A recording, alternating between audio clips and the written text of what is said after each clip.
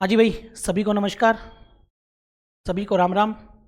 बताइए कैसे हैं आप सब भैया, क्या हाल चाल आपके। हाँ, कुछ दिनों से आपकी क्लास नहीं हो रही है, अब आपकी क्लास कंटिन्यू रहेगी भैया, ठीक है ना।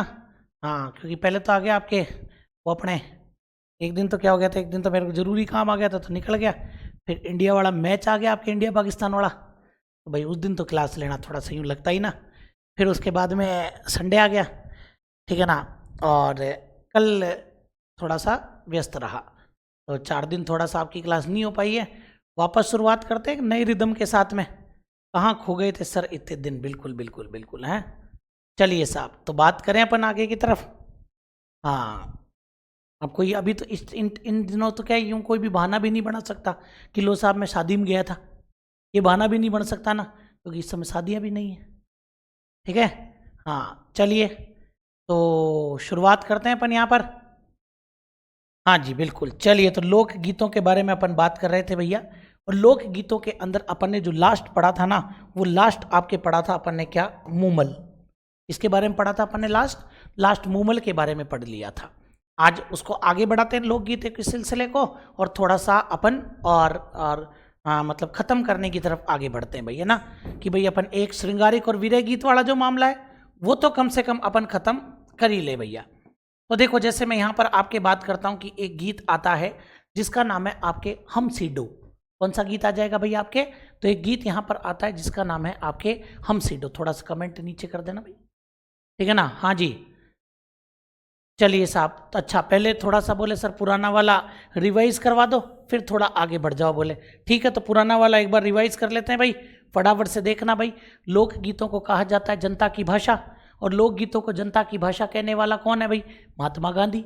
संस्कृति के पहरेदार महात्मा गांधी, जन समुदाय की आत्मा जवाहरलाल नेहरू, संस्कृति के मुंह बोले चित्र देवेंद्र सत्यार्थी, सुखद संदेश देने की कला, तो वो आपके कौन हो जाएंगे, रविन्द्रनाथ टैगोर।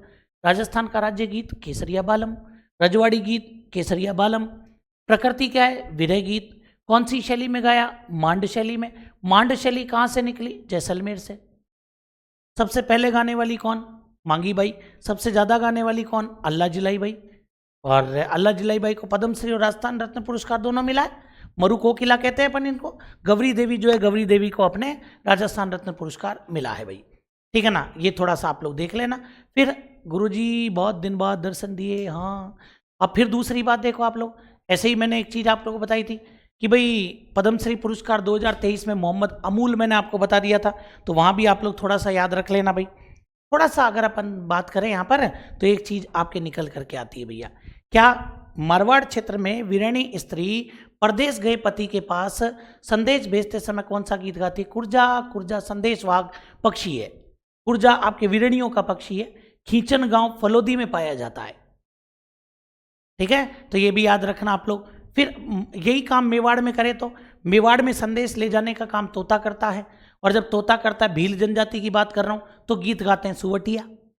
सुवटिया गीत है तो टेवटिया आभूषण है। पति के वापस लौटने पर कागा गीत गाते हैं। अलवर और मेवात क्षेत्र में किसी की याद आने पर हिचकी गाते हैं। पति को दूसरा विवाह करने का संदेश बिछोड़ो गीत में देते हैं। और हाड़ौती का फेमस है। जैसलमेर का विरह गीत झुरावा है, और जैसलमेर का श्रृंगारिक गीत आपके मूमल है। जैसलमेर का श्रृंगारिक गीत क्या हो जाएगा आपके, मूमल हो जाएगा। तो ये भी आप लोग थोड़ा सा याद रख लेना भाई साहब, समझ गए मेरी बात को, कोई दिक्कत इसके अंदर। हाँ, इसके बाद में मूमल के बारे में मैंने आपको एक पूरा डायग्राम ही बनवा दिया था कि मूमल आपके क्या क्या है, वो सारा मैंने आपको बनवाया था। लोद्रवा की राजकुमारी है, श्रृंगारिक गीत है, जैसलमेर चित्रशैली का चित्र है, लक्ष्मी कुमारी चुंडावत की किताब है, तेज कवि की रम्मत है, आरटीडीसी का होटल है जैसलमेर में, ठीक है ना। लोद्रवा में महल भी है मूमलरी मेडी के नाम से। फिर मूमल नाम की प्रतियोगिता भी होती है जो जनवरी फरवरी में, जब जैसलमेर में मरु महोत्सव मनाते हैं। महेंद्र मूमल का चित्र जोधपुर शैली में। महेंद्र मूमल की प्रेम कहानी मीनाक्षी व्यास ने। और मूमल गीत के प्रसिद्ध गायक दप्पू खां। ये सब मैंने आपको बता दिया था। अब हम आगे बढ़ते हैं इसके बाद में, तो एक गीत आता है जिसका नाम है हम सीडो। कौन सा गीत आ जाएगा, हम सीडो। हम सीडो के बारे में आप लोग देखना भैया। सबसे पहली बात आप ये देखो, यहां पर क्या शब्द लिखा हुआ है, हम। भैया हम, मैं यूं कहूं, मैं अगर ऐसा कहूं ना कि भाई मैं हम पढ़ा रहे हैं, तो ये हिंदी की अशुद्धि है। हम नहीं पढ़ा रहे हैं, मैं पढ़ा रहा हूं। ठीक है ना? क्यों? हम तो कब बनता है? हम तो जब बनता है जब मैं और तुम दोनों मिलते हैं, तब बनता है आपके हम। जब मैं और तुम दोनों मिल जाते हैं तब क्या बनता है आपके? तब बनता है आपके हम। कहते भी है ना, दर्द दिलों के कम हो जाते, मैं और तुम घर हम हो जाते। कहते भी तो है, ध्यान रखना, वो सुना होगा ना आपने। दर्द दिलों के कम हो जाते, मैं और तुम घर हम हो जाते, मैं और तुम घर हम हो जाते। अरे मैं मतलब गाने वाला कौन है भैया?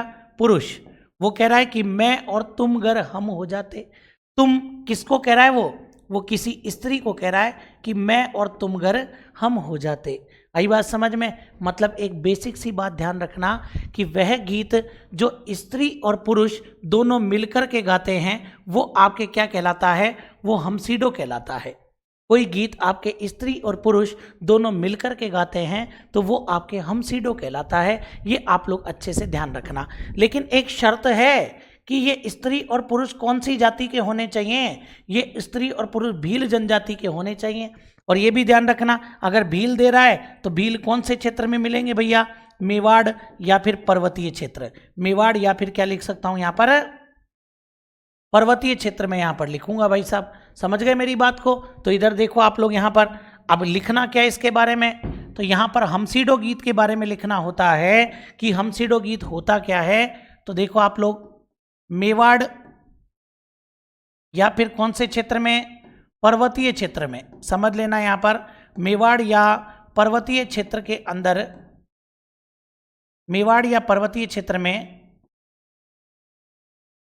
भील जनजाति के, मेवाड़ या पर्वतीय क्षेत्र में भील जनजाति के स्त्री पुरुषों द्वारा, भील जनजाति के स्त्री पुरुषों द्वारा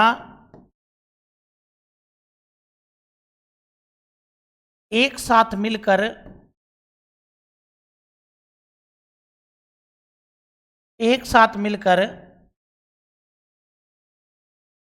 गाया जाने वाला गीत, एक साथ मिलकर गाया जाने वाला गीत, वो आपके क्या हो जाएगा भैया? तो उसको हम लोग कहते हैं भाई, हमसीडो कहते हैं भैया। बड़ी आसान सी बात है, ठीक है ना? हाँ गुरुजी, मेरे पापा मुझ पर डाउट करने लगे हैं अब तो, क्या कि भाई पढ़ रहा है क्या ही कर रहे हैं। चलिए साहब, तो ध्यान रख लेना, मेवाड़ या पर्वतीय क्षेत्र में भील जनजाति के स्त्री पुरुषों द्वारा एक साथ मिलकर गाए जाने वाला गीत आपके हमसीडो होता है भैया। फिर इसके बाद में बात करते हैं, हमसीडो के बाद में एक गीत अपने पास में आता है जिसका नाम है ढोला मारू। तो ये भी आप लोग थोड़ा याद रख लेना, ढोला मारू। अगर आप गीत के बारे में बात करते हैं ना, ढोला मारू के अंदर अगर आप बात कर रहे हैं गीत के बारे में, तो इतनी सी बात को ध्यान रखना आप लोग कि ये जो ढोला है, ढोला मारू के बारे में 3 प्रश्न बनेंगे मेरे भाई। पहली बात तो ये ध्यान रखना कि ये ढोला मारू जो गीत है ये कौन से क्षेत्र का गीत है? तो ये जरूर याद रखना, सिरोही का लोकगीत है।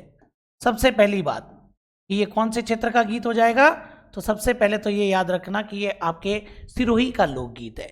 दूसरी बात क्या याद रखना आप लोग कि ये जो ढोला मारू गीत है ये आपके किस पर आधारित है? ये आपके प्रेम कहानी पर आधारित है। ठीक है, किस पर आधारित हो जाएगा ये आपके? तो ये आपके प्रेम कहानी पर आधारित हो जाएगा। दूसरी सबसे जरूरी बात। तीसरी बात, ये गीत किसके द्वारा गाया जाता है? तो ये गीत आपके गाया जाता है डाडी जाति के गायकों द्वारा। किसके द्वारा? तो ये आपके डाडी जाति के गायकों द्वारा ये गीत गाया जाता है, डाडी जाति के गायकों द्वारा, और इसका गायन किया जाता है। तो ये भी आप लोग थोड़ा सा ध्यान रख लेना।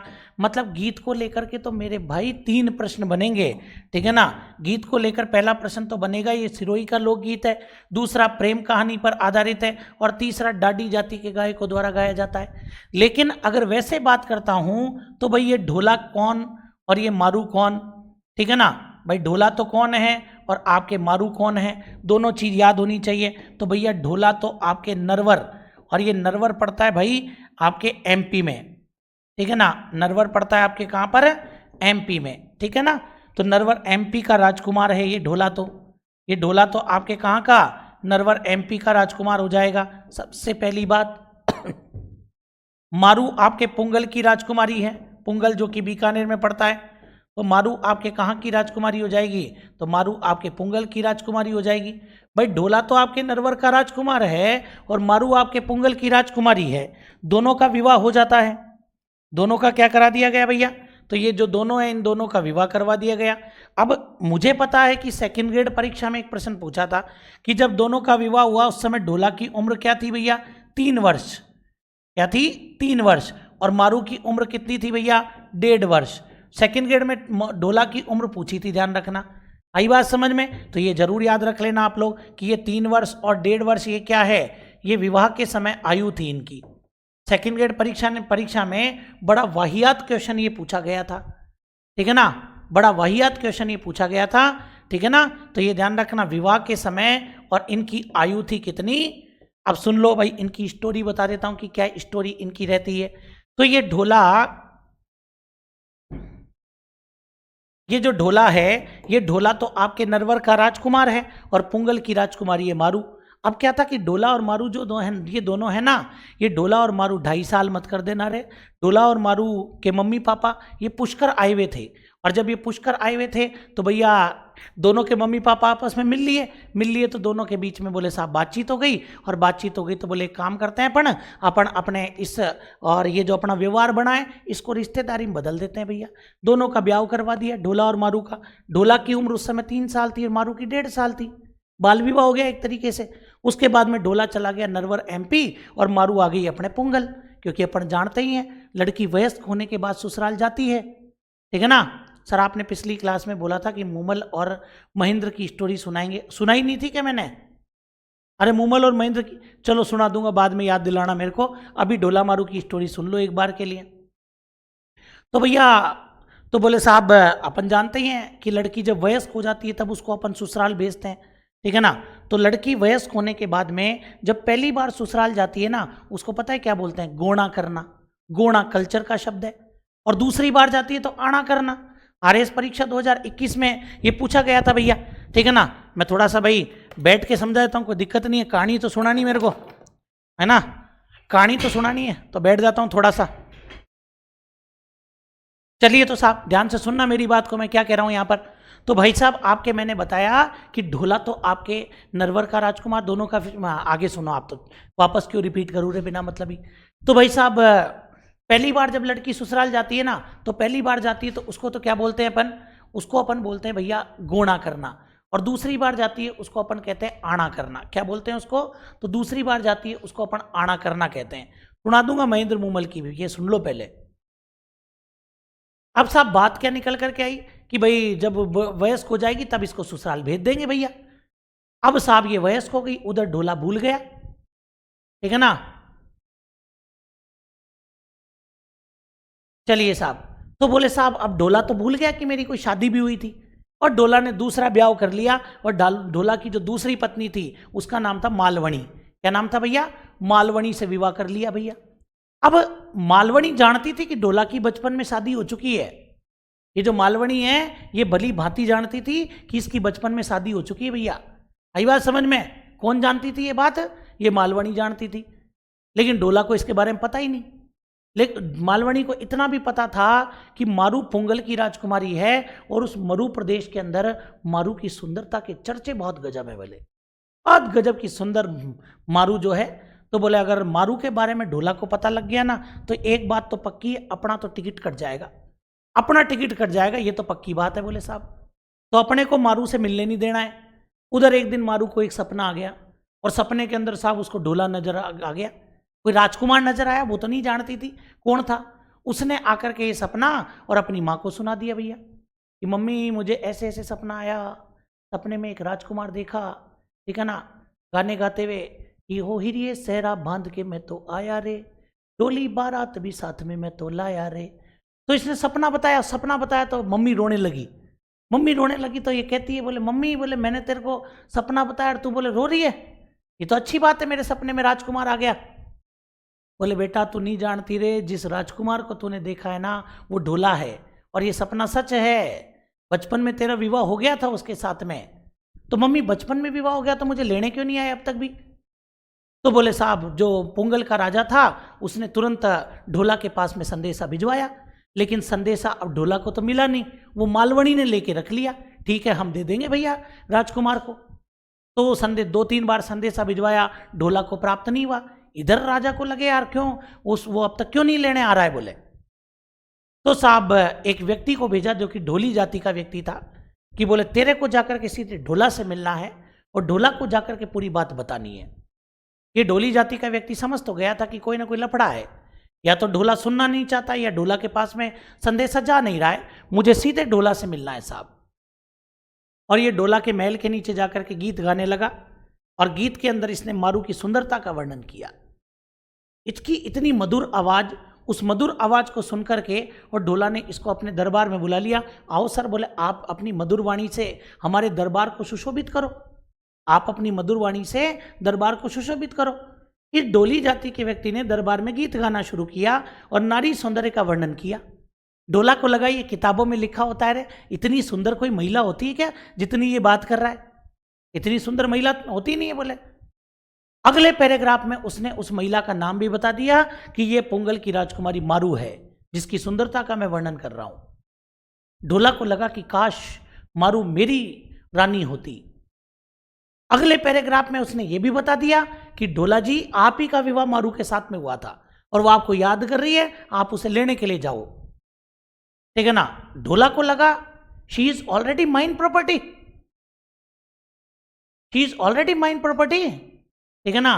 तो बोले साहब, और जो ढोली जाति का व्यक्ति है, और उसने पूरा गीत सुना करके ढोला को ये बता दिया कि मारू को लेने जाओ सर आप। और ढोला जो था वो मारू पर बैठ करके मारू को लेने के लिए जाने लगा, सॉरी ठीक है ना, ऊंट पर बैठकर सीधे मारू को लेने के लिए जाने लगा। मालवणी ने रोक दिया, बोले गर्मी का समय है, मरु प्रदेश में खतरनाक गर्मी पड़ती है, क्या करोगे जाकर के। चलो साहब रुक गया। बरसात का समय आ गया, नदियां उफान पर होगी, क्या करोगे जाकर के, रुक गया। सर्दी का समय आया, इतनी भरी ठंड में आप कैसे जाओगे इतनी दूर। ढोला रुकने वाला नहीं था आपकी बार। ठीक है ना। ढोला सीधे चला गया ऊंट पर बैठ करके और सीधे मरु प्रदेश आ गया, पुंगल आ गया बोले साहब। और पुंगल में आकर के मारू से मुलाकात करी और मारू को अपने साथ लेकर के आने लगा। जब मारू को अपने साथ लेकर के आने लगा ना, तो बीच में मिला उमर सुमरा। ये जो उमर सुमरा नाम का जो व्यक्ति था, ये इस मूवी का विलन है। इस उमर सुमरा जो कि मारू से प्रेम करता था, वन साइडेड एरर थी जो तुम लोग करते हो। मारू को पता ही नहीं कि ये मेरे से प्रेम करता है, मारू को पता ही नहीं है, लेकिन प्रेम करता है। हम भी किसी से प्रेम करने लग जाते हैं, सामने वाले को पता ही नहीं कि प्रेम करते हैं, चल रही है बस बात, चल रही है चल रही है चल रही है बोले साहब। ठीक है ना, मन ही मन खुश हो लेते।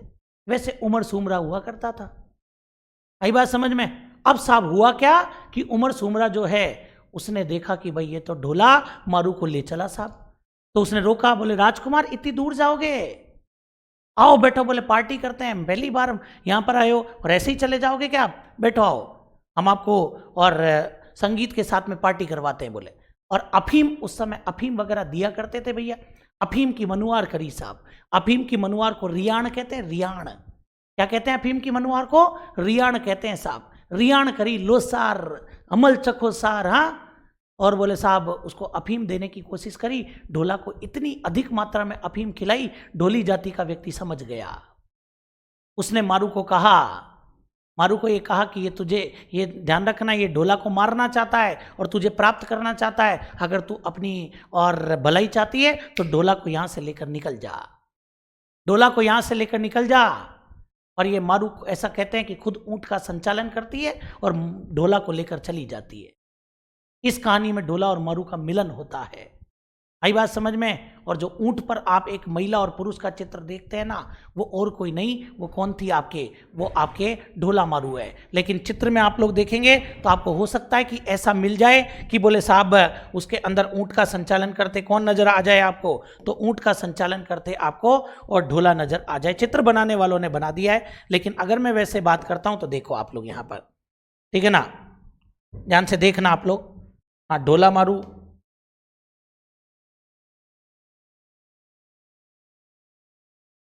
हाँ डोला मारू आपको वैसे भी कुछ भी मिल सकता है डोला मारू के नाम पे, ये भी ध्यान रख लें। डोला मारू अपने वो भी होती है रे, देसी शराब, ये देखो आप लोग, ये क्या है आपके, ये ढोला मारू का आपके चित्र है। ये जितनी भी पेंटिंग्स आप देख रहे हो ना, ये सब आपके किससे रिलेटेड है, ये सब आपके ढोला मारू से रिलेटेड पेंटिंग आपको नजर आएगी भैया।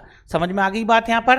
तो ये जरूर आप लोग याद रख लेना। जैसे अपन इसको देख सकते हैं, ये आपके ढोला मारू की ही पेंटिंग आपको नजर आ जाएगी। ठीक है, हाँ, हैप्पी एंडिंग, हैप्पी एंडिंग हुई है ना। ये जो आप देख रहे हैं ये कोई और नहीं है, ये ढोला मारू की ही पेंटिंग आपको नजर आएगी। इतनी फेमस है अपने ढोला मारू की कहानी, तो ये जरूर याद रखना आप लोग। ठीक है, चलिए साहब, तो अभी जो क्वेश्चन बनते हैं उन पर थोड़ा सा ध्यान देना आप लोग। सबसे पहली बात कि ढोला और मारू, ढोला नरवर का राजकुमार है, मारू पोंगल की राजकुमारी है। विवाह के समय ढोला की उम्र 3 वर्ष और मारू की उम्र 1.5 वर्ष थी। ठीक है ना। चलिए साहब, अब इसके अंदर जो और बातें याद रखनी है वो कौन कौन सी बात आएगी। इसके ऊपर किताब भी तो लिखी गई है, किताब लिखी है ढोला मारूरा दूहा, ढोला मारूरा दूहा, डिंगल शैली में। अभी कुछ बात नहीं कर रहा हूं, इतना सा याद रखना कि ढोला मारूरा दूहा किताब किसने लिखी है, तो ढोला मारूरा दूहा नाम की किताब कवि कल्लोल ने लिखी है। किसने लिखी है? कवि कल्लोल ने लिखी है, ये याद रखना एक तो पहली बात। दूसरी बात, ढोला मारूरी चौपाई, दूसरी बात क्या आ जाएगी आपके, ढोला मारूरी चौपाई। अगर आपसे पूछे कि ये ढोला मारूरी चौपाई नाम की किताब किसने लिखी है, तो ढोला मारूरी चौपाई भैया आपकी लिखी है कुशल लाभ। बोलो किसने लिखी है? तो ढोला मारूरी चौपाई आपके कुशल लाभ ने लिखी है। तो ये भी आप लोग जरूर याद रख लेना भैया। ठीक है, तीसरी बात इधर देखो आप लोग, अगर अपने से पूछे, ये आप ही बताओगे, मैं नहीं बताऊंगा, ढोला मारू का चित्र, ढोला मारू का चित्र कौन सी शैली में बना है? फटाफट से बता दीजिए, ढोला मारू का चित्रण कौन सी शैली में हुआ है? तुरंत आंसर देना भैया। ढोला मारू का चित्रण कौन सी शैली में हुआ है? पृथ्वीराज राठौड़ नहीं है रे, कहां से पृथ्वीराज राठौड़ आ गए इसमें? फटाफट से बताओ, ढोला मारू का चित्रण कौन सी शैली में हुआ है? क्योंकि मैंने आपको बताया था पिछली क्लास के अंदर, जितनी भी प्रेम कहानियां हैं उन सभी प्रेम कहानियों के चित्र ज्यादातर 99% आपके कौन सी शैली में मिलेंगे? जोधपुर चित्र शैली। हालांकि ढोला मारू का चित्र महाराणा प्रताप के काल में चावंड चित्र शैली में भी बना था, लेकिन मुख्यतः किस में बनेगा? आपके जोधपुर चित्र शैली में हुआ है, ये जरूर याद रखना आप लोग। फिर अपन कहते हैं अफीम, अभी अभी मैंने आपको बताया अफीम, अफीम को क्या बोलते हैं? अमल, अमल भी बोलते हैं अफीम को, और ज्योग्राफी में इसको काला सोना भी बोलते हैं। ज्योग्राफी में इसको क्या बोलते हैं भैया? काला सोना भी बोलते हैं। तो ये ध्यान रखना आप लोग, अफीम या अमल की मनुहार को क्या बोलते हैं? तो अफीम या अमल की मनुहार को बोलते हैं आपके, ध्यान रखना, रियाण। अच्छा शब्द है, परीक्षा में पूछ सकता है कि रियाण किसको बोलते हैं? तो रियाण बोला, रियाल नहीं, रियाल तो मुद्रा है आपके, ठीक है ना। या रियाण बोला, अफीम अमल या काला सोना जो होता है उसकी जो मनुवार करते हैं ना, लोसा, ये मनुवार करना ही होता है ना, लोसा, तो ये मनुवार जो करते हैं उसको रियाण बोलते हैं। लेकिन अफीम अच्छी वस्तु नहीं है, है ना, तो अच्छी वस्तु नहीं है, तो एक आदमी ने किताब लिखी अमलरा ओगण, अमलरा ओगण, और आपसे पूछ सकता है कि ये जो अमलरा ओगण है ये किसने लिखी है? तो अमलरा ओगण आपके उमरदान की रचना है। किसने लिखी है भैया? एक उमरदान करके हैं, उन उमरदान की रचना है आपके अमलरा ओगण। जुड़ी हुई काफी बातें मैं साथ में बता के चलता हूं, इसलिए आपको याद रहे। समझ में आई बात यहां पर? तो ये चीज आप लोग अच्छे से याद रख लेना भाई, ठीक है ना।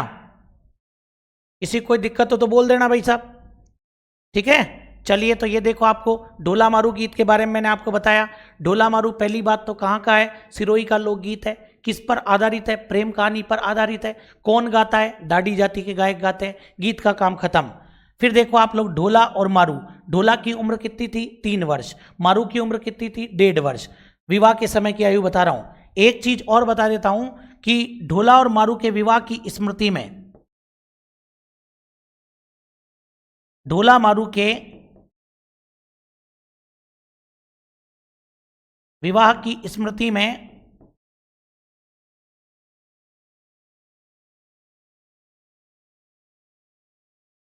भगेरा के तोरण द्वार, भगेरा गांव का नाम है रे, वहां पर एक दरवाजा बना है, तोरण द्वार बना हुआ है। और भगेरा पहले अजमेर में पड़ता था, अब केकड़ी में है, ध्यान रखना। भगेरा के तोरण द्वार का निर्माण हुआ। तो ये जरूर याद रख लेना आप लोग कि बगेरा का तोरण द्वार कहाँ पर है, केकड़ी के अंदर है। बिल्कुल बिल्कुल उमरदान की रचना है, दारूरा दोष, बिल्कुल भजनरी महिमा वो एक अलग है। अभी मैंने जो इससे रिलेटेड बात थी वो मैंने आपको बताई।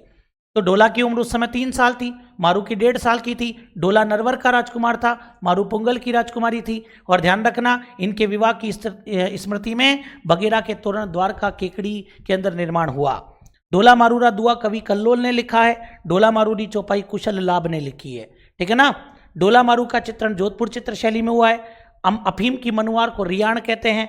अमलरा ओगण मतलब अफीमरा ओगण, वैसे अमल ही बोलेंगे, किताब का नाम बदल नहीं सकते। अमलरा ओगण उमरदान ने लिखी है। बताओ कोई दिक्कत इसके अंदर, एनी डाउट? ये बात मैंने आपको बता दी भैया। ठीक है ना। गुरुजी रियाण बाड़मेर साइड में आज भी चलती है ना, बिल्कुल मारवाड़ में ही चलती है, बाड़मेर में क्या, पूरा मारवाड़ी क्षेत्र जो है वो आज भी चलता है। तो ये चीज आपने क्लियर कर ली क्या? तो ये ढोला मारू से जुड़ी जो बातें थी वो मैंने आपको यहां पर बता दी। Any doubt? बताओ समझ गए क्या? कहानी के साथ में पूरी बातें मैंने आपको बता दी। किसी को कोई दिक्कत हो तो बोलो भैया, बोलो कोई दिक्कत? फिर आगे बढ़ू भाई, कमेंट करके बताओ फटाफट से, फटाफट से कमेंट करके बताओ क्या कहना चाहते हैं आप। चलिए तो फिर आगे बढ़ता हूं मैं इसके बाद में। 2 गीत तो मैंने बता दिए, 2 गीतों के साथ में बातें काफी बता दी मैंने आपको। ठीक है ना। आप देखेंगे तो मैंने आपको टोटल अब तक 11 गीत बता दिए है ना। चलो साहब नंबर 12 पर चलते हैं। नंबर 12 पर अगर अपन आ जाते हैं तो एक गीत अपने पास में आता है जिसका नाम है पीपली। कौन सा गीत आ जाएगा? पीपली गीत आ जाएगा। पीपली के बाद में एक मैं जो आपको पढ़ाऊंगा वो है आपके पपिया, पपीहा। ध्यान रखना, पपीहा, जिसको अपन पपिया भी कह सकते हैं, पपैया। एक गीत मैं आपको पढ़ाऊंगा यहां पर पणिहारी,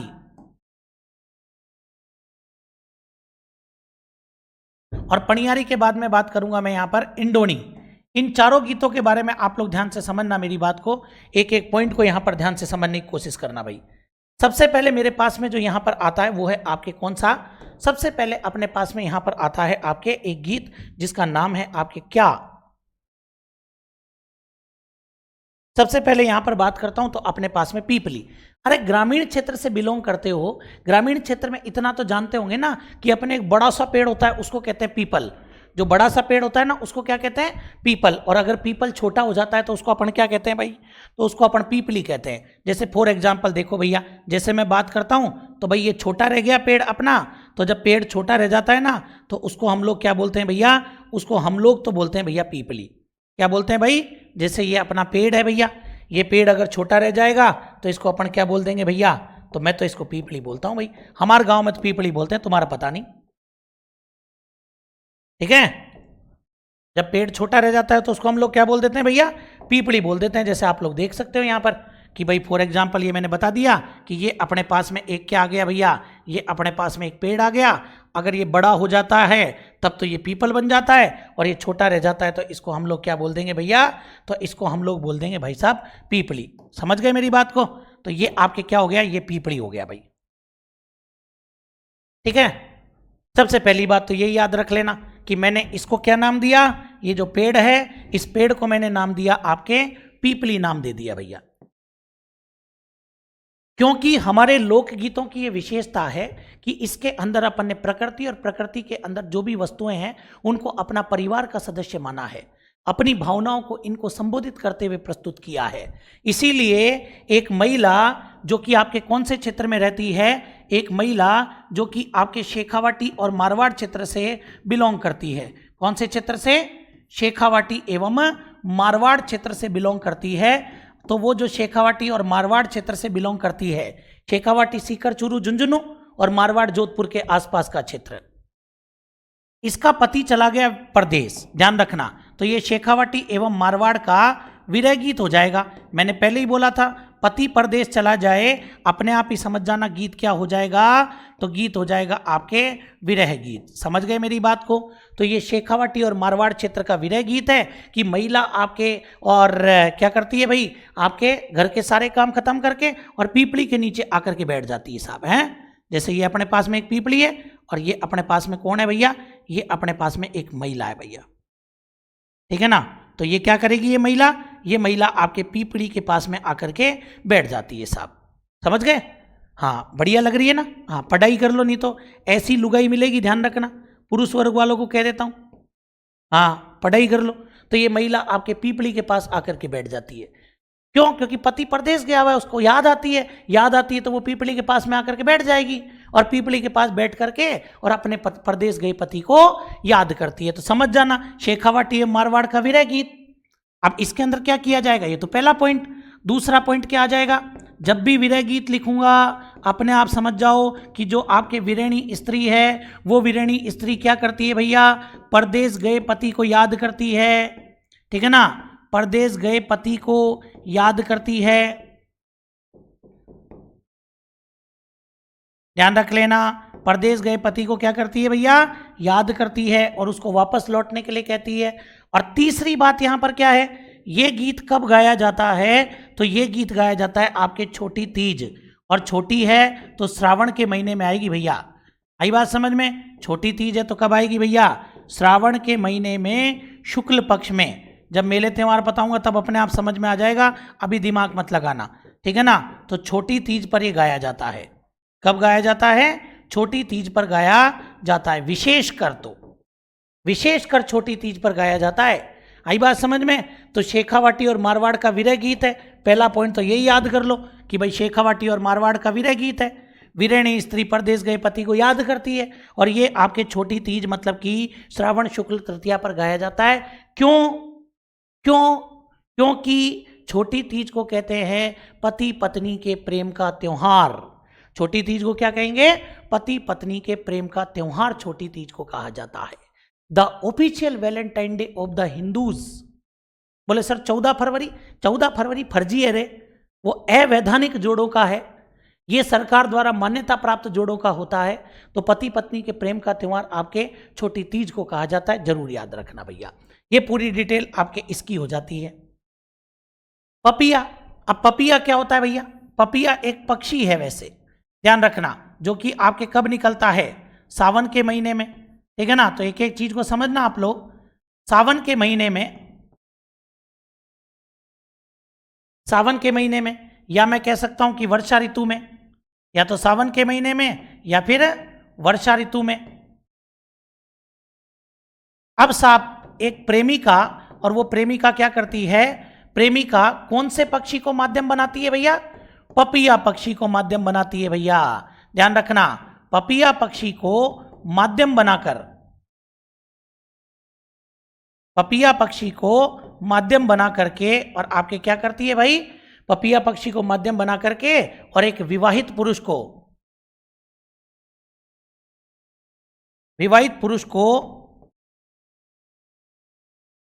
जो विवाहित पुरुष है उस विवाहित पुरुष को और बगीचे में मिलने बुलाती है। क्या जोरदार गीत है बताओ, ठीक है ना। विवाहित पुरुष को बगीचे में मिलने बुलाती है। वो प्रेमिका कहती है एक विवाहित पुरुष को कि बोले आज शाम को 5 बजे आप सिटी पार्क में मिल जाना, ठीक है ना, सिटी पार्क में मिल जाना। विवाहित पुरुष को बुला रही है भाई साहब, मतलब विवाहित पुरुष को भटकाने का प्रयास कर रही है। लेकिन आगे देखो आप लोग, लेकिन यहां पर क्या बात आती है कि लेकिन विवाहित पुरुष मिलने से मना कर देता है। आई बात समझ में? लेकिन विवाहित पुरुष अपनी पत्नी को सर्वोच्च मान करके विवाहित पुरुष क्या करता है, मिलने से मना कर देता है। आई बात समझ में? ये जो विवाहित पुरुष है ये आपके मिलने से मना कर देता है भैया। ये कहता है कि मेरे लिए मेरी पत्नी सर्वोच्च है, ठीक है ना, इसलिए मैं तुमसे मिलने नहीं आ सकता। अभी तुम होते तो क्या करते, 5 बजे, मैं 4:30 ही आ जाऊंगा, तू 6 बजे तक तो आ जाना कम से कम, है ना, वेट मत करवाना। लेकिन यहां पर विवाहित पुरुष मिलने से मना कर देता है। और आप लोग जानते होंगे एक बात अच्छे से, इधर देख लेना अगर नहीं जानते तो, ठीक है ना, इन दोनों को अलग बता दूंगा रे मैं। तो देखो आप लोग, यहां पर एक बात मैं आपको पहले क्लियर कर देता हूं यहां पर, ठीक है। तो देखो दूसरी बात, विवाहित पुरुष मिलने से मना कर देता है। वो कहता है मेरे लिए जो कुछ है मेरी पत्नी है। आई बात समझ में? मेरे लिए जो कुछ है मेरी पत्नी है, get out from my life. तो पति पत्नी को कहते हैं दंपति, और पति पत्नी के जीवन को कहते हैं दाम्पत्य जीवन। अगर मिलने चल जाता तो दाम्पत्य जीवन में पाप हो जाता भाई साहब, दाम्पत्य जीवन में पाप हो जाता। सख्त पुरुष है, हाँ, दाम्पत्य जीवन में पाप हो जाता। लेकिन यहां पर इसने दाम्पत्य जीवन के आदर्श का परिचय दिया है, इसीलिए यहां पर क्या आता है, दाम्पत्य जीवन के आदर्श का परिचायक, दाम्पत्य जीवन के आदर्श का परिचायक लोकगीत। कि भाई नहीं मिलने गया तो इसने दाम्पत्य जीवन के आदर्श का परिचय दिया, इसीलिए इसको कहते हैं दाम्पत्य जीवन के आदर्श का परिचायक लोकगीत। दोनों बातें समझ में आ गई होगी वैसे आपके, क्योंकि मुख्य मुद्दा तो यही है भैया। जो एग्जाम का क्वेश्चन बनता है ना, वो सीधा ये बना सकता है कि दाम्पत्य जीवन के आदर्श का परिचायक कौन से गीत को कहा जाता है। तो ध्यान रखना, दाम्पत्य जीवन के आदर्श का परिचायक आपके पपिया गीत को कहा जाता है। कौन से गीत को कहेंगे भैया, तो ये जरूर याद रखना आप लोग कि ये अपन पपिया गीत को कहते हैं। बताओ, दोनों गीत समझ में आ गए आपको? दोनों गीत समझ में आ गए होंगे वैसे तो आपको। इसके बाद में आगे बढ़ते हैं, तो देखो आप लोग, इसके बाद में और आगे बात करता हूं। तो अपने पास में एक गीत आता है जिसका नाम है आपके, और अब छोटे छोटे गीत बचे हैं तो उनको देख लेना आप लोग। पणिहारी, क्या नाम आ जाएगा आपके? तो ध्यान रखना आप लोग, पणिहारी गीत आ जाएगा यहां पर। ठीक है, एक मिनट भैया, एक छोटा सा कॉल है वो।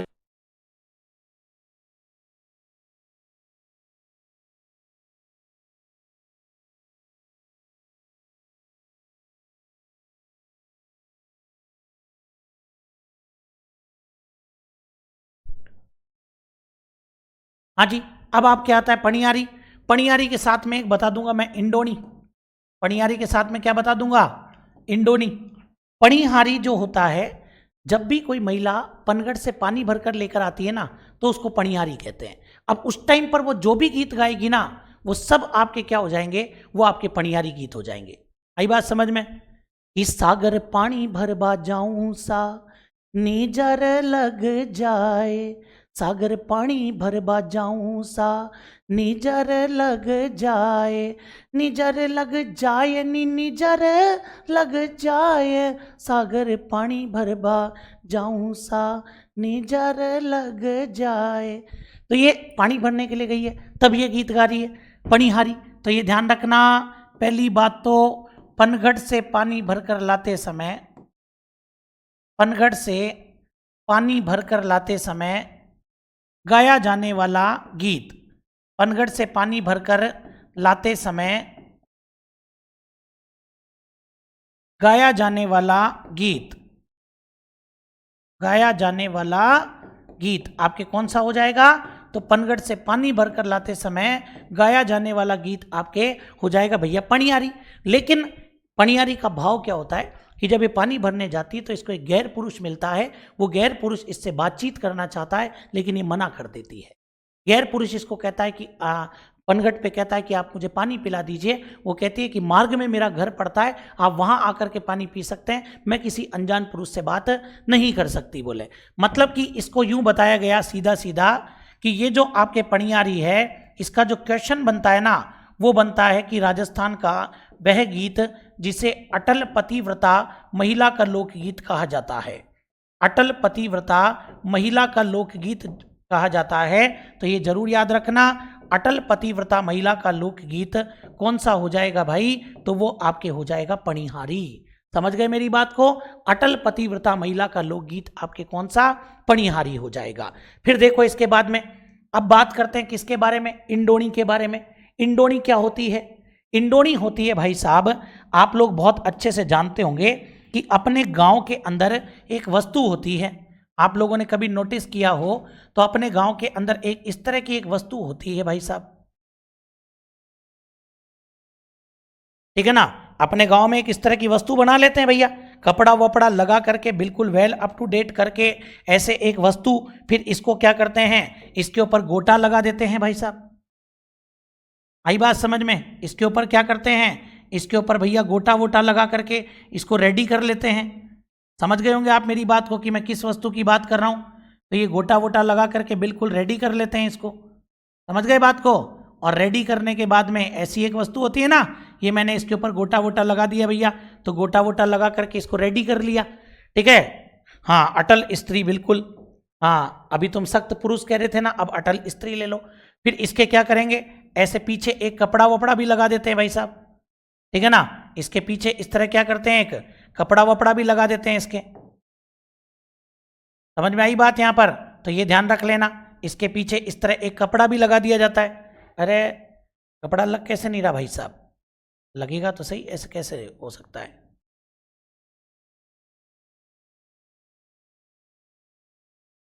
आई बात समझ में? कपड़ा लग ही नहीं रहा आज तो यार। तो ऐसे इसके क्या करते हैं अपन, एक पीछे कपड़ा वपड़ा भी लटका लेते हैं, ठीक है ना। कोई भी कपड़ा लटका देते हैं, लो साहब, अपने कपड़ों की कमी थोड़ी है अपने, ये लो साहब। तो ये आपके क्या हो जाती है, इसको अपन बोलते हैं इंडी। क्या बोलते हैं? इंडी। हाँ, टोकनी और सिर के बीच में रखी जाती है। बिल्कुल, वेरी गुड। टोकरी या फिर मटका और उसके बीच में रखते हैं ना, इंडी बोलते हैं उसको। क्या बोलते हैं अपन उसको? इंडी। समझ में आ गई बात? जिसको नहीं पता ना, मैं एक बार देख लेता हूँ, वैसे तो मुझे लगता नहीं है कि मिल जाएगा अपने को, फिर भी एक बार देखता हूँ, देखें।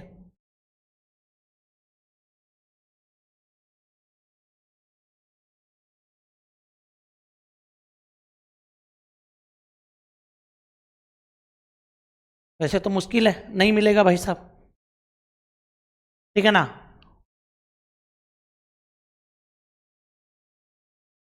चलिए तो देखो आप लोग, तो इसको अपन बोलते हैं इंडी। ये भी आपके कब, तो ये पहली बात तो ये ध्यान रख लेना आप लोग, इंडी भी आपके पानी भरकर लाते समय ही होता है, ठीक है ना। इंडोनी का प्रयोग मटके के नीचे रखते हैं ना अपन, हाँ, सिर पर रख करके पानी की मटकी लाते हैं। हाँ, क्या एक्सप्लेन किया है? हाँ, चलिए साहब, टोकनी और सिर के बीच में रखी जाती है ताकि टोकनी चुभे नहीं। हाँ, सही बात है। पानी भरकर लाते समय,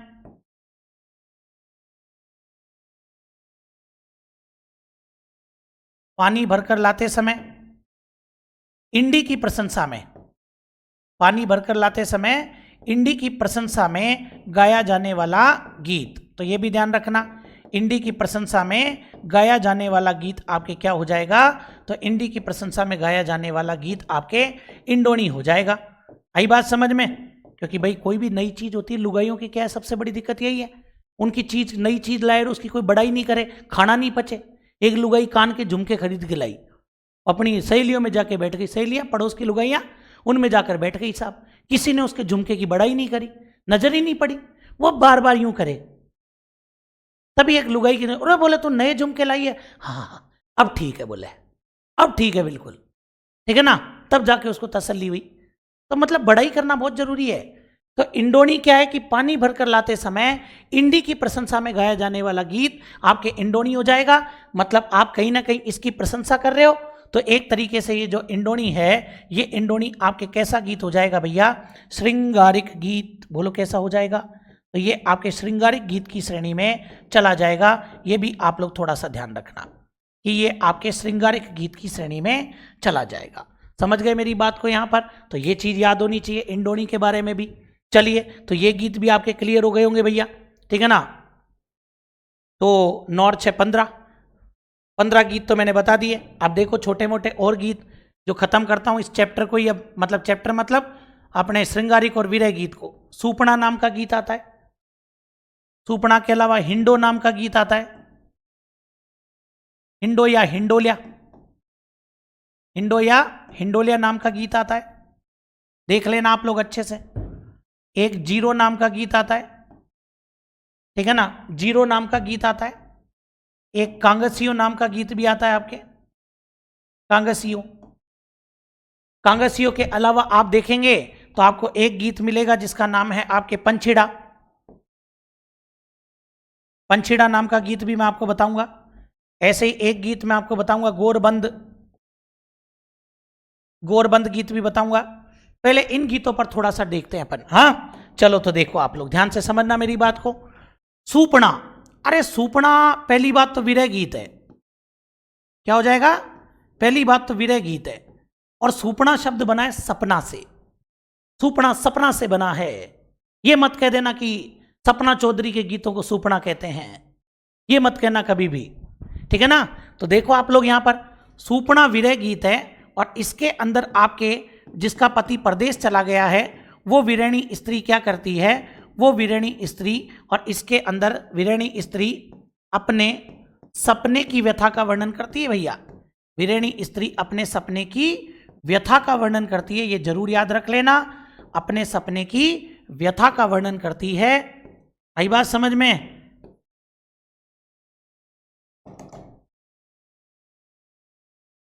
ठीक है ना। वीरेणी स्त्री अपने सपने की व्यथा का वर्णन करती है कि सपने में आज उसकी क्या स्थिति हुई, वो आपके ये बताती है। आई बात समझ में? कोई भी गीत ले लो, जिसने भगवान कृष्ण को अपना पति मान लिया हो, वो भी कहती है, सपने में रात में आया मुरली वाला री, मेरे दिल में बस गयो शाम जपू मैं माला री, मेरे मन में बस गयो शाम जपू मैं माला री। तो सपने की तो व्यथा का वर्णन कर रही है, तो सपने की व्यथा का वर्णन करती तो विरह गीत हो जाएगा। ठीक है ना। हिंडो या हिंडोलिया, अरे हिंडो का मतलब क्या होता है वो आप लोग इधर देखो एक बार। ये जो आप हिंडो शब्द देख रहे हो ना यहाँ पर, इस हिंडो का मतलब क्या होता है? हिंडो का अर्थ होता है आपके झूला। हिंडो का अर्थ क्या होता है भाई? अपने गांव में हिंडो का अर्थ होता है भाई साहब झूला। समझ गए मेरी बात को? और ये देखो आप लोग यहाँ पर, मैं एक सीधी सीधी बात बता देता हूं, झूला झूला जाता है सावन के महीने में। कब झूला जाता है? सावन के महीने में। और झूला झूलने का काम कौन करता है? महिलाएं करती हैं भैया। तो सावन के महीने में महिलाओं द्वारा, और झूला झूलते समय कौन सा गीत गाया जाएगा? तो महिलाओं द्वारा झूला झूलते समय आपके हिंडो गीत गाया जाएगा। तो ये भी जरूर याद रखना आप लोग कि सावन के महीने में महिलाओं द्वारा झूला झूलते समय और आपके हिंडो गीत गाया जाता है। समझ गए मेरी बात को? कोई भी झूले पर गीत उठा लो, वो हिंडो ही होता है। ठीक है ना। यही बात समझ में कि झूला झूले रे बनवारी, आगी सावणनी रमजोर, सावणनी रमझोर आगी झूलणनी रमझोर, झूला झूला ओ झूला झूले रे बनवारी, आगी सावणनी रमझोर। तो ये आपके हिंडो, हिंडो सावन के महीने, सीधी सी दिमाग की मत लगाओ। हिंडो का मतलब झूला, सावन के महीने में महिलाओं द्वारा, काम खत्म। जीरो, ये तो और भी आसान गीत है। अरे ये जो जीरो है ये बना है जीरे से। मुख्यतः ये जो जीरो गीत है ये कौन से क्षेत्र में गाते हैं? तो मुख्यतः आपके जालोर में गाया जाता है। मुख्यतः कौन से क्षेत्र में गाते हैं भैया? तो ये हिंडो आपके मुख्यतः जालोर क्षेत्र के अंदर गाया जाता है, पहली बात। ठीक है ना। और इसके अंदर क्या होता है? पति क्या है, जीरे की फसल बोता है। बड़ी कष्टदायक फसल होती है, मतलब बड़ी मेहनत करनी पड़ती है रे। ठंड में होता है, पानी भी रात में ही दो, कटाई भी बड़ी भारी, नुकसान भी हो जाता है। जीरे में से अगर एयर हवा पास हो जाए ना, फसल बर्बाद हो जाती है। बड़ा दुख पाना पड़ता है पति को। बेचारी पत्नी को पति पर दया आ जाती है। प्राचीन काल की पत्नी है, दया करने लग जाती है। आधुनिक तो कहती है उठ के जा, खड़ा हो, जाकर के बोले जीरे की फसल बो, जिससे कुछ कमाए, मेरा मेकअप किट आएगा। ठीक है ना। तो वो फिर क्या करती है आपके, तो वो नई पत्नियां है, पुरानी पत्नियां, प्राचीन काल की पत्नी, वो कहती है क्या कि मत बो मारा परिण्या जीरा, ओ जीरो जीव रो बेरी। मत बो मारा परिण्या जीरा, ओ जीरो जीव रो बेरी। मना कर रही है मत बो मारा परिण्या, मतलब पति जीरा, जीरा मत बो आप। क्यों? ओ जीरो जीव रो बेरी, ये जीरा तो जीव का दुश्मन है रे। तो ये ध्यान रखना, जीरो गीत के अंदर क्या होता है? पत्नी अपने पति को, पत्नी अपने पति को, पत्नी अपने पति को जीरे की फसल बोने से मना करती है। जीरे की फसल बोने से मना करती है। तो ये ध्यान रखना, किस गीत के माध्यम से पत्नी अपने पति को जीरे की फसल बोने से मना करती है? तो भैया आपके जीरो। कौन कहता है रे कि, ठीक है ना, कौन कहता है कि इन गीतों को याद करना पड़ता है रे? ठीक है ना। ये गीत तो अपने आप ही याद हो जाते हैं। सूपना सपने की व्यथा, हिंडो झूला, जीरो जीरा, काम खत्म। और कांगसियों में कंगा, कांगसियों में क्या आ जाएगा आपके? कंगा। तो पहले तो ये ध्यान रखना, ये जो कांगसियो है ये एक प्रकार का श्रृंगारिक गीत है। कैसा हो जाएगा? श्रृंगारिक गीत। ओ मारो छैल भंवर रो कांगसियो पणहारिण ले गई, आजकल वो चल रहा है। ओ मारो चैल बवर रो कांगसियो पाड़ोसन ले गई। वो पाड़ोसन चल रहा है, वैसे पणियारिन होता है। तो ध्यान रखना, कांगसियो, कांगसियो क्या हो जाएगा, कंगे को संबोधित करते हुए गाया गया गीत। और कंगा श्रृंगार की वस्तु है, ठीक है ना, तो ये जरूर याद रखना, सीधी सी बात है, कंगे को संबोधित करते हुए गाया जाने वाला गीत, कंगे को संबोधित करते हुए गाया जाने वाला गीत। तो ये जरूर याद रख लेना आप लोग, ये कांगसी हो जाएगा। लेकिन वो यूं पूछेगा ही नहीं कंगे को संबोधित करते हुए, वो सीधा पूछेगा कांगसियो कैसा गीत है, बोले श्रृंगारिक गीत है भैया। कैसा गीत हो जाएगा, बोले साहब श्रृंगारिक गीत है। तो ये चीजें याद रखनी पड़ेगी भाई साहब अपने को। जैसे मैंने आपको क्या बताया, सूपड़ा गीत बता दिया भैया, मत भूल जाना। फिर मैंने आपको क्या बताया, दूसरा मैंने आपको इंडो इंडोलिया बताया, ये भी मत भूलना। फिर मैंने आपको जीरो गीत बता दिया, ये भी मत भूलना। फिर मैंने आपको कांगसियो बता दिया, ये तो मरे ही मत भूलना बिल्कुल ही। समझ गए मेरी बात को। चलिए साहब, फिर अपन और आगे की बात कर लेते हैं भैया। और आगे आपके कौन सा गीत आ रहा है भाई, फिर आता है पंछीड़ा। पंछीड़ा तो बड़ी आसान सी बात है। पंछीड़ा में एक चीज ध्यान रखना, सबसे पहली बात, ये कौन से क्षेत्र में गाया जाता है, ये अपने डूंडाड़ क्षेत्र का गीत है। कौन से क्षेत्र का है, डूंडाड़, डूंडाड़ एवं हाड़ौती क्षेत्र का लोकगीत है, ठीक है ना। डूंडाड़ एवं हाड़ौती क्षेत्र में, डूंडाड़ एवं हाड़ौती क्षेत्र में कब गाया जाता है, मेले एवं उत्सव के आयोजन पर। जरूर ध्यान रखना, मेले एवं उत्सव के आयोजन पर कौन सा गीत गाते हैं भैया, पंछीड़ा गीत गाते हैं, ठीक है ना, मेले एवं उत्सव के आयोजन पर। ठीक है, जब ये पंछीड़ा गीत गाया जाता है तो इस पंछीड़ा गीत को गाते समय इसमें एक वाद्यंत्र बजता है, ध्यान रखना आप लोग, अलगोजा एवं मंजीरा वाद्यंत्र के साथ एक वाद्यंत्र बजता है जिसका नाम क्या है, अलगोजा और एक मंजीरा।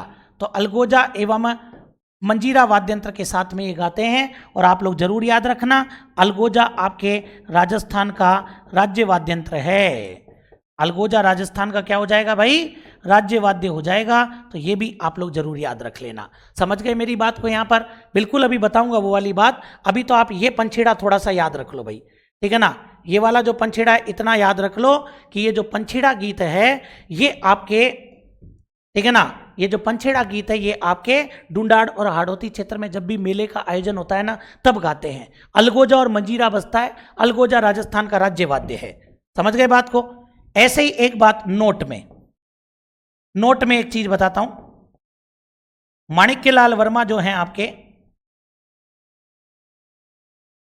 इसकी बात कर रहा हूं, माणिक्यलाल वर्मा।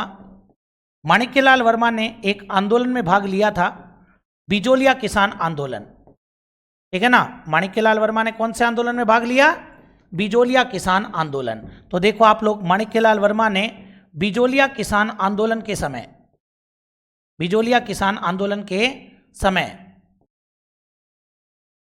किसानों में जागृति लाने के लिए, क्या आ जाएगा, किसानों में जागृति लाने के लिए कौन सा गीत गाया था भैया, तो किसानों में जागृति लाने के लिए पंछीड़ा गीत गाया था। किसानों में जागृति लाने के लिए कौन सा गीत गाया था, पंछीड़ा गीत गाया था। ये ध्यान रख लेना आप लोग, पंछीड़ा गीत गाया, ठीक है। तो ये जरूर याद रखना, पंछीड़ा गीत कब गाया गया था, पहले तो बिजोलिया किसान आंदोलन के टाइम पर किसने गाया था, माणिक्यलाल वर्मा ने गाया था। और ये भी याद रखना, किसानों में जागृति लाने के लिए गाया था।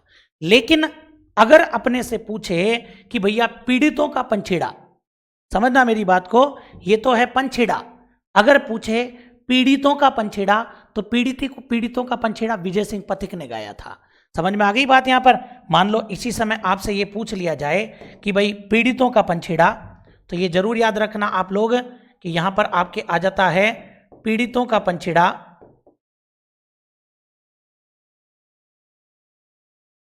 तो ये जो पीड़ितों का पंछीड़ा गीत है, ये पीड़ितों का पंछीड़ा गीत आपके विजय सिंह पथिक ने गाया था। इसने गाया था भैया, तो ये पीड़ितों का पंछीड़ा आपके विजय सिंह पथिक ने गाया था। तो ये भी आप लोग अच्छे से याद रखना। तो ये पूरा मैंने पंछीड़े का बायोडाटा ही खोल के रख दिया, पीड़ितों का पंछीड़ा विजय सिंह पथिक, और वही बिजोलिया किसान आंदोलन, माणिक्यलाल वर्मा ने पंछीड़ा, और वैसे पंछीड़ा कल्चर में क्या होता है, डुंडाड़ एवं हाड़ौती क्षेत्र का लोकगीत होता है, तो ये आप लोग ध्यान रखना। चलो तो साहब एक गीत और यहीं पर बता देता हूं, नहीं तो एक पेज आपको फालतू फिर पीडीएफ निकालनी पड़ेगी, ठीक है ना। इधर देख लो आप लोग, अच्छे समझ लेना इस बारे में भी। पनियारी तो मैंने पढ़ा ही दिया आपको, इंडोनी अपने हो ही गया, इंडोनी को छोटा कर देते हैं थोड़ा सा, ठीक है। अब देखो आप लोग इधर एक गीत यहीं पर बता देता हूं मैं आपको, गोरबंद, ठीक है ना। गोरबंद, पहली बात तो ये याद रखना कि भैया गोरबंद होता क्या है। सबसे पहले तो ये याद रखना कि गोरबंद होता क्या है। तो ये जो गोरबंद है ना, ये आपके ऊंट के गले का आभूषण है। ये गोरबंद आपके क्या हो जाएगा, तो ये आपके ऊंट के गले का आभूषण है। सबसे पहले तो ये याद रखो आप लोग, समझ गए मेरी बात को, कि गोरबंद आपके क्या है, तो गोरबंद आपके ऊंट के गले का आभूषण है, सबसे पहली बात, ठीक है ना। फिर गीत कौन से क्षेत्र में गाना है, पहली बात। दूसरी बात,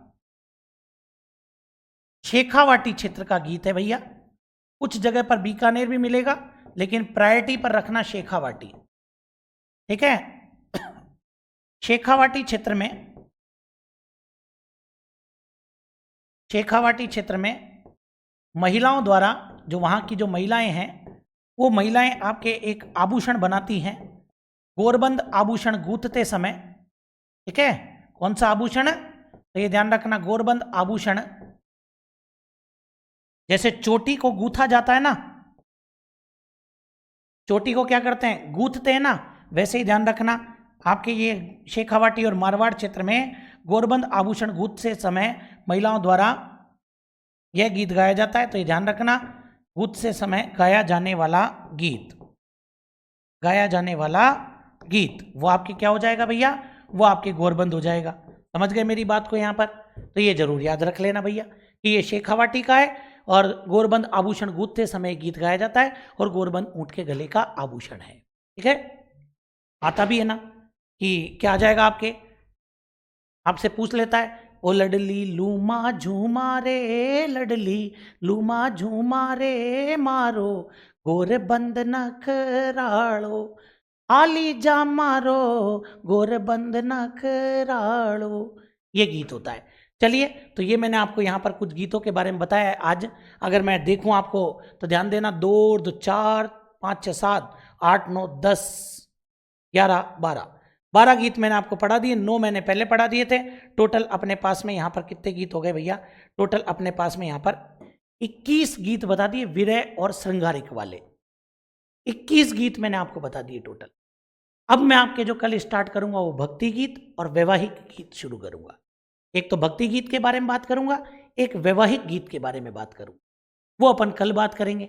समझ में आई मेरी बात यहाँ पर, कोई दिक्कत किसी को, कोई भी बात हो तो आप पूछ सकते हैं, सुना दूंगा। महेंद्र मोमल की कहानी भी सुनाऊंगा मैं आपको, उसकी चिंता मत करो आप लोग। यहां तक कोई दिक्कत है क्या, आप बताइए फटाफट से, एनी डाउट, तो शुरुआत की जाए, तुरंत बोलो। मतलब शुरुआत तो क्या, अब तो खत्म करें क्लास को फिर।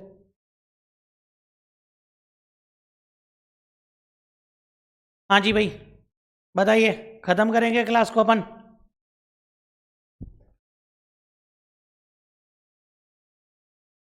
बोले गुरुजी मन तो ना कर रो, बाकी तुम्हारी इच्छा देख लो, करो तो कर दो वरना मत करो। हाँ, भरतपुर वाले ऐसे ही तो बोलते हैं, ए गुरुजी बोले मन तो ना कर रो, ए गुरुजी बोले मन तो ना कर रो, बाकी था तुम्हारी इच्छा देख लियो, है ना।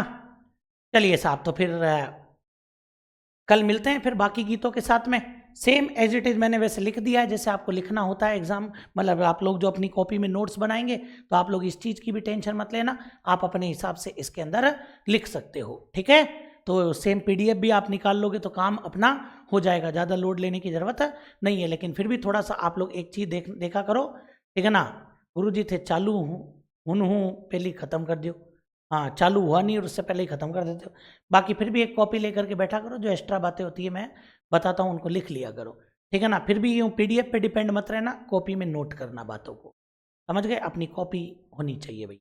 चलिए आज इतनी ही बात करते हैं। आज के लिए बहुत बहुत धन्यवाद। कल फिर मुलाकात होगी। जय हिंद, जय भारत।